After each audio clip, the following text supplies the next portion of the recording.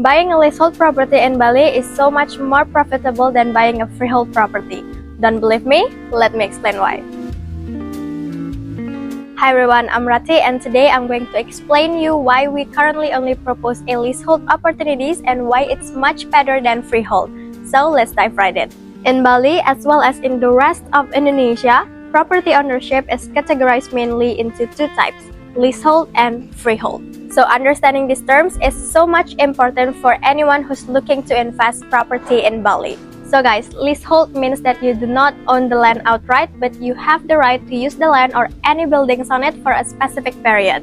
So it's typically ranging from 25 to 50 years with an option to extend. So here are the key points about leasehold ownership. Lease agreements can vary in length but are usually 25 to 30 years. Extension can sometimes be negotiated at the end of the lease period. The land remains owned by the original freehold owner, often a local Balinese individual or entity. You may have the option to renew the lease when it expires, though this is subject to negotiation and agreement. Leasehold properties can be sold or transferred, but the buyer will only inherit the remaining lease period.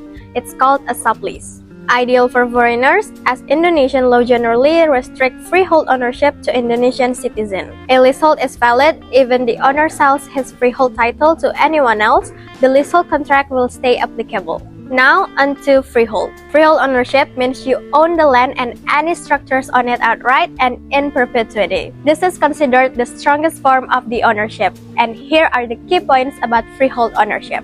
The owner has complete and divided ownership of the property. There is no time limit on ownership.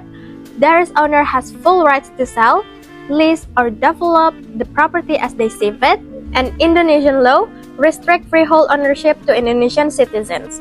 Foreigners typically cannot own freehold property directly, but may use structures such as a long-term leases, nominees, or have a right of use through a PT-PME company to invest in freehold property. So to summarize, leasehold is a temporary right to use the property, ideal for foreigners. Ownership remains with the original owner. Freehold is a permanent and complete ownership, restricted to Indonesian citizens as personal. And now let's get into the spicy subject. Why is leasehold is much better than a freehold from an investment point of view? First point, leasehold will pretty much always have a higher yearly ROI. So if we take an example, if you own two identical properties, so one is a freehold and one is a leasehold, they will each produce the same identical rental income, but their investment costs will be quite different. Here is a diagram that should give you a better idea. So on the leasehold, you'd usually be looking at a 70 until 130% higher yearly ROI than on a freehold. That is according to current market prices. This being said, this is just a basic sample. Furthermore, there are extra variable and fixed costs to owning a freehold property through a PT-PME, which will further impact the ROI. Alright, now to the second point. A leasehold property is much more a liquid investment.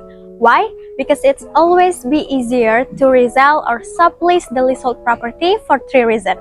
One, there is a higher demand for leasehold property among foreign investors. Two, the selling price will be at a more affordable price, which means a higher segment of the market will have a similar budget.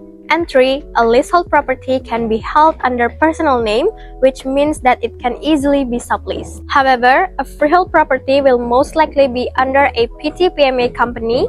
Either you'd have to do an asset transfer or resell the company as a whole, which complicates the process. Third point, a leasehold acquisition is a much easier and risk-free process for any foreigner, regardless of their nationalities. So to acquire a leasehold villa, you do not need to create a PT-PME and you can own it under your personal name. On the other hand, for a freehold property, you have two options. One is to acquire the freehold property through an Indonesian nominee, which is incredibly risky. Or two, create a PT-PME, which will complicate the process and add both fixed and variable costs. In order to create a PT-PME company, you will also have to meet certain criteria, such as a minimum investment numbers and other elements as well. So furthermore, you will not have a complete ownership of the freehold property.